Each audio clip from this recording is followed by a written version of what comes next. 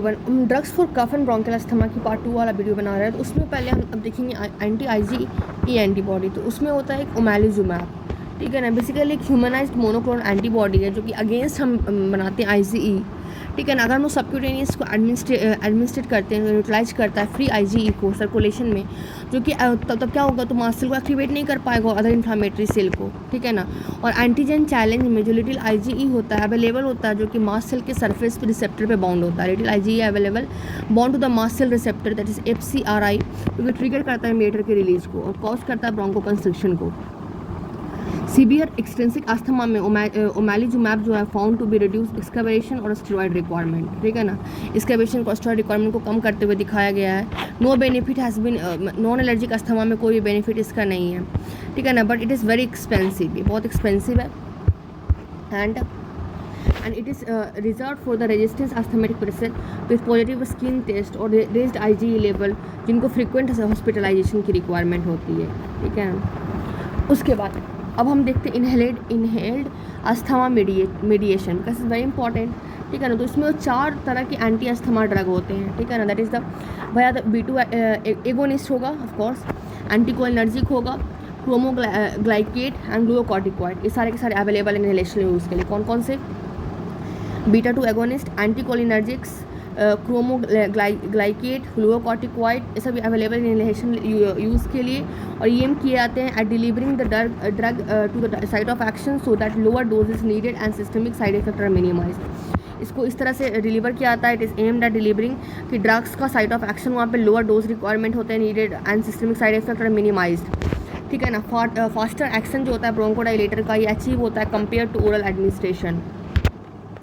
इसमें क्या होता है, फास्टर एक्शन होता है, ब्रोंकोडाइलेटर को अचीव कर सकते हैं कंपेयर टू ओरल एडमिनिस्ट्रेशन। तो जो मोस्ट अस्थमेटिक पेशेंट होते हैं और मेंटेन होते हैं और इनहेल्ड मेडिकेशन ओनली, ठीक है ना। तो जो मोस्टली अस्थमेटिक पेशेंट होते हैं वो इनहेल्ड मेडिकेशन पे ही रहते हैं। और एरिसोल 2 तरह का होता है, एक होता है जो कि यूज ड्रग इन सॉल्यूशन, जिसको बोलते हैं, जिसमें प्रेशराइज्ड मीटर डोज इनहेलर होता है, जैसे नेबुलाइजर, ठीक है ना। That use drug in solution, that is the pressurised meter dose inhaler, that is MDR, इसको नेबुलाइजर बोलते हैं। और एक होता है use drug as dry powder, that is the spinhaler होता है, रोटाहेलर्स होता है, ठीक है। तो एक क्या है, यूज ड्रग इन सॉल्यूशन, इसको बोलते हैं pressurised meter dose inhaler, MDI, nebuliser. तो हम ड्रग्स को सॉल्यूशन में यूज़ करेंगे, pressurised meter dose inhaler, MDI, nebuliser. हम लोग ड्रग पाउडर में भी यूज़ करेंगे ड्रग्स को, स्फिंक्टर में, रोटाहेलर्स में। प्रेशराइज्ड मीटर डोज जो इनहेलर है यू यूज़ करता है हाइड्रोफ्लोरोअल्केन HFA propellants and deliver a specific dose of drug in spray from पर एक्चुलेशन, ठीक है ना। जो प्रेशराइज्ड मीटर डोज इनहेलर है तो यूज़ करता है हाइड्रोफ्लोरोअल्केन्स को, ठीक है ना। उसके बाद use of chlorofluorocarbon CFC propellant जो है वो बैन हो गया है due to their effect on ozone layer, ठीक है। तो यहाँ पे से क्या क्या समझा कि 4 class of anti asthmatic drug है, जैसे कि β2 एगोनिस्ट है, एंटीकोलिनर्जिक है, क्रोमोग्लाइसेट है, ग्लूकोकॉर्टिकॉइड अवेलेबल है इनहेलेशन यूज़ के लिए, ठीक है ना। इसको हमने एम किया है to delivering the drug at the site of action so that जो लोअर डोज है वो जहाँ चाहिए होगा और सिस्टमिक साइड इफेक्ट जो है मिनिमम है, ठीक है ना। Faster action of bronchodilator achieve होता है as compare to oral administration, इसलिए हम यूज़ करते हैं। मोस्ट अस्थमेटिक पेशेंट जो होते हैं नाउ मेंटेन करते हैं ऑन इनहेल्ड मेडिकेशन ओनली। जो मोस्ट अस्थमेटिक पेशेंट होते हैं कैसे मेंटेन करते हैं on inhaled medication only. Aerosol 2 तरह के होते हैं, एक होता है use drug in solution, that is the pressurised meter dose inhaler, जिसको बोलते हैं MDI, that is the nebuliser. एक क्या होता है प्रेशराइज्ड मीटर डोज इनहेलर, इसको बोलते हैं MDI, नेबुलाइजर। और एक होते हैं जो कि यूज़ करते हैं ड्रग को एज ड्राई पाउडर, ठीक है ना, दैट इज स्पिनहेलर, रोटाहेलर्स, ठीक है ना, जिसको use drug as dry powder, ठीक है ना, स्पिनहेलर्स और रोटाहेलर्स। ड्रग को सॉल्यूशन में कौन कौन यूज़ करते हैं, प्रेशराइज्ड मीटर डोज इनहेलर और नेबुलाइजर, और ड्रग पाउडर में स्पिनटर रोटाहेलर। जो प्रेशराइज्ड मीटर डोज इनहेलर जो यहाँ पे हमने देखा, ठीक है ना, जैसे यूज़ करते हैं हाइड्रोफ्लोरोअल्केन को, रिपेलेंट्स प्रोपेलेंट्स को, और डिलीवर करते हैं specific dose of drug in spray form पर एक्चुलेशन। और क्लोरोफ्लोरोकार्बन प्रोपेलेंट जो है बैन किया गया है due to their effect on the ozone layer. Device actuation has to be properly coordinated with deep, हाँ मतलब ये इंपॉर्टेंट है कि जो हम लोग जो दवा लेते हैं उसको हम लोग पूरा कोऑर्डिनेशन करना पड़ेगा डीप इंस्पिरेशन के थ्रू विच मेनी पेशेंट मतलब नहीं सीख पाते हैं बहुत सारे पेशेंट, ठीक है ना। लार्ज वॉल्यूम स्पेसर या फिर chamber interpose between the inhaler and the patient mouth can be use to improve the drug delivery by operating the need of precise coordination, ठीक है ना। हम लोग क्या यूज़ कर सकते हैं, करते हैं लार्ज वॉल्यूम स्पेसर यूज़ करते हैं, जो कि chamber interpose between the inhaler और पेशेंट के मुंह में रहता है। ये हम लोग यूज़ करते हैं ताकि ड्रग डिलीवरी का जो हो मतलब आसानी से चला पाए, ठीक है ना। और मोर जो लार्ज पार्टिकल होता है सेटल कर जाता है बॉल ऑफ स्पेसर में, जो कि रिड्यूस करता है फ्रैक्शन जो कि डिपॉजिट करे थ्रोट में और लेटर सॉल्यूल।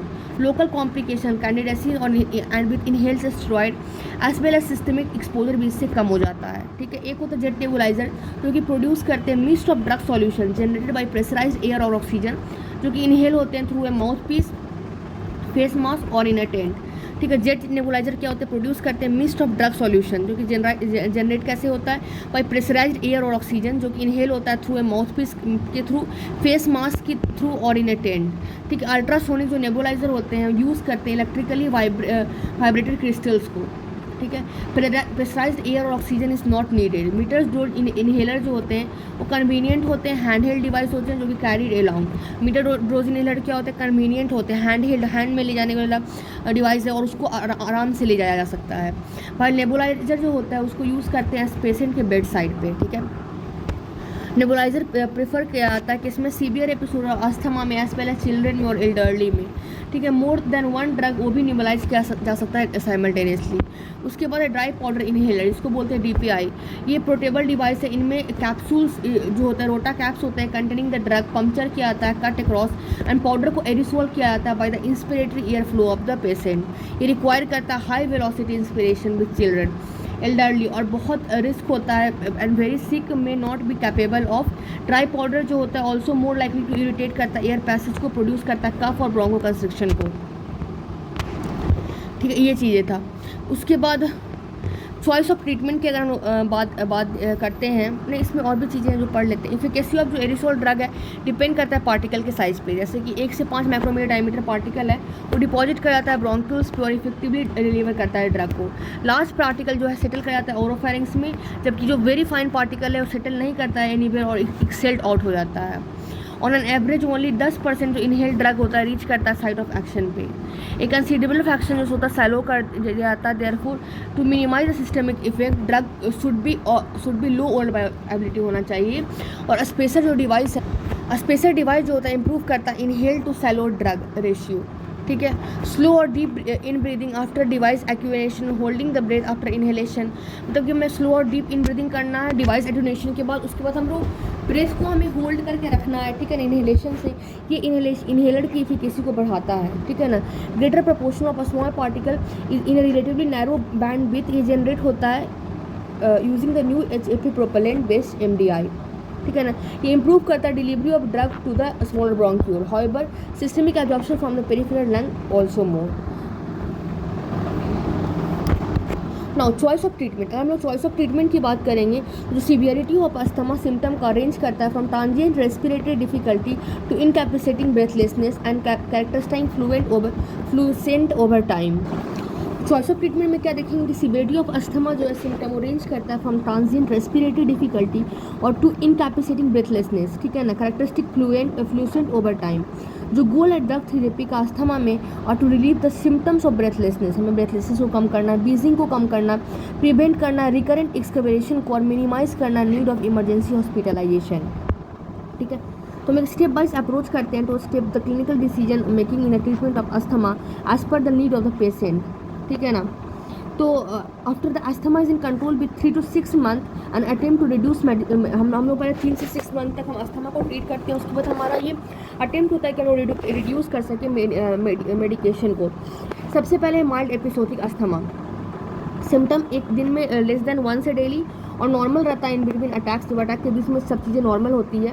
Inhaled short acting beta two agonist at onset of each episode, हमें क्या देना है, शॉर्ट एक्टिंग बीटा एगोनिस्ट देना है हर एक एपिसोड पे, ठीक है ना। कितने जो माइल्ड एपिसोडिक अस्थमा क्या होता है, लेस देन 1 डेली, एक बार में एक दिन में एक मतलब कि एक से कम, ठीक है ना, वंस डेली, मतलब लेस देन वंस डेली, ठीक है। नॉर्मल इन बिटवीन अटैक्स, अटैक के बीच में सब नॉर्मल रहता है।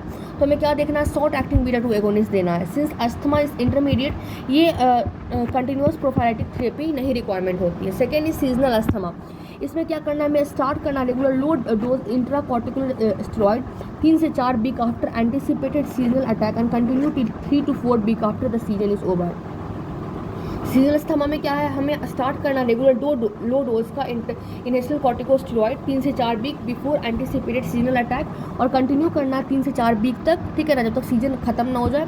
अल्टरनेटिवली हमें ओरल मोंटेलिकोस्ट देना है, जेफ्रोलिकोस्ट भी हमें दे सकते हैं, स्पेशली इन चिल्ड्रेन ट्रीट। और हमें inhaled short acting beta 2 agonist से ट्रीट करना है अस्थमेटिक एपिसोड को। उसके बाद आता है mild chronic persistent asthma with occasional exacerbation, मतलब परसिस्टेंस अस्थमा है, माइल्ड है बट क्रोनिक है, परसिस्टेंट अस्थमा है और ओकेजनल एक्सकवेरेशन होता है। मतलब कि सिम्टम कितने होते हैं, वंस डेली और सो, सब नॉर्मल वेंटिलेशन परफॉर्मेंस। तो हमें क्या करना है, regular low dose inhalation corticosteroid देना है। अल्टरनेटिवली मोंटेलिकोर और zafirlukast as above, but they may not be effective in some patient और may afford less complete relief, ठीक है ना। हमें low dose of inhalation corticosteroid देना है, ठीक है ना। और मोंटेलिकोस्ट जेफ्रोलिकोस्ट भी, बट ये इफेक्टिव नहीं होता है कुछ पेशेंट में और may afford less complete relief, कम रिलीफ प्रोवाइड करता है। Oral theophylline less satisfactory option होता है और episodic treatment with inhaled short acting beta agonist. उसके बाद है मॉडरेट अस्थमा विद फ्रीक्वेंट एक्सकवेरेशन, हमें मॉडरेट अस्थमा है बट फ्रीक्वेंट एक्सकवेरेशन होता है, ठीक है ना। इसमें क्या होता है, ये attack affect actively that occur कितना एक पर डे से ज़्यादा होता है, माइल्ड बेसलाइन सिम्टम होता है। लो डोज ऑफ इनहेलेशन कॉर्टिकोस्टेरॉइड देना है, हमें क्या क्या देना है, लो dose of inhalation corticosteroid, inhale long acting beta 2 agonist देना है, हमें क्या देना है, लॉन्ग एक्टिंग बीटा 2 एगोनिस्ट देना है। और medium dose inhalation corticosteroid alone, हमें क्या देना है, एक तो low dose of inhalation corticosteroid plus inhale long acting beta agonist, या फिर हमें क्या देना है, medium dose inhalation corticosteroid. In view of the potential risk of prolong treatment with long acting beta 2 agonist, ठीक है ना, अटेम्प्ट हमें करना है शुरू मेड तो ताकि डिसकंटिन्यू कर सके it after maintaining asthma control over few month. हमें मतलब कि डिसकंटिन्यू कर देना है उसको, ठीक है, जब अस्थमा कंट्रोल हो जाए, ठीक है। ल्यूकोट्राइन एंटागोनिस्ट हम ट्राई कर सकते हैं in place of long acting beta 2 agonist, ठीक है ना। ल्यूकोट्राइन हम लोग एंटागोनिस्ट दे सकते हैं in place of long acting beta 2 agonist, but इनकी effect additive effect less marked है, ठीक है। सस्टेन्ड रिलीज थियोफाइलिन भी use alternatively additionally due to long acting beta 2 agonist exceptionally specially in nocturnal asthma, ठीक है ना। उसके बाद सीवियर अस्थमा, अगर सीवियर अस्थमा की बात करें तो इसमें कंटिन्यूस सिम्टम है, ठीक है ना, एक्टिविटी लिमिटेशन है, मतलब हम लोग कम काम कर रहे हैं, कंटिन्यूस हो रहा है, फ्रीक्वेंट एक्सकवेरेशन हुआ था, हॉस्पिटलाइजेशन की रिक्वायरमेंट होती है, इसको हम लोग बोलते हैं सीवियर अस्थमा। इसमें हमें high dose of inhalation corticoids देना है तो और स्पेशल डिवाइस लार्ज बीच में देना, inhale long acting beta 2 agonist जैसे साल्मेटोल देना है ट्वाइस ए डेली, ठीक है ना। फिर हमें एडिशनल ट्रीटमेंट भी देना है विथ वन और मोर ऑफ द फॉलोइंग, जिसमें कौन कौन से आते हैं, ल्यूकोट्राइन एंटागोनिस्ट आते हैं, sustained release oral theophylline, sustained release oral beta 2 agonist, ठीक है ना।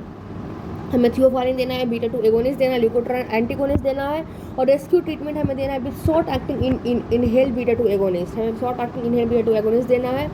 उसके बाद in patient non adequately controllable और दोस्त नीडेड फ्रीक्वेंटली इमरजेंसी केयर जिसको रिक्वायरमेंट होता है तो institutional oral steroid therapy, institute oral steroid therapy with continuously long acting beta 2 inhalation हम कॉर्टिकोस्टेरॉइड का देना है। Efficacy of oral steroid proven होता है but should be last resort, ठीक है। उसके बाद स्टेटस अस्थमेटिकस या फिर इसको हम बोलते हैं रिफ्रैक्टिव अस्थमा। बहुत सारे पेशेंट है अस्थमा में, उसके पोटेंशियल होते हैं to develop acute severe asthma which में भी लाइफ थ्रेटनिंग, ठीक है ना। कोई पेशेंट अस्थमा को होता है उनका पोटेंशियल होता है कि डेवलप एक्यूट सीवियर अस्थमा को और जो कि लाइफ थ्रेटनिंग हो सकता है। अपर रेस्पिरेटरी ट्रैक्ट इन्फेक्शन जो होता है मोस्ट कॉमन प्रेसिपिटेट होता है। उसके बाद हाइड्रोकॉर्टिसोन हेमिसक्सिनेट जो कि 100 mg यूज़ करते हैं और equivalent dose of another glucocorticoid, ठीक है, फॉलोड बाय कितना 100 to 200 mg 4 to our infusion. उसके बाद है नेबुलाइज साल्ब्यूटामोल, ठीक है ना, प्लस इप्राट्रोपियम ब्रोमाइड, ठीक है। इंटरमीडिएट इनहेलेशन हमें driven by O2, high flow humidified oxygen inhalation, salbutamol और ट्राइब्यूटालिन हम लोग देते हैं, ऐड करते हैं। Since inhaled drug may not reach smaller being required due to severe bronchi secretion by plugging, intubation and mechanical ventilation if needed.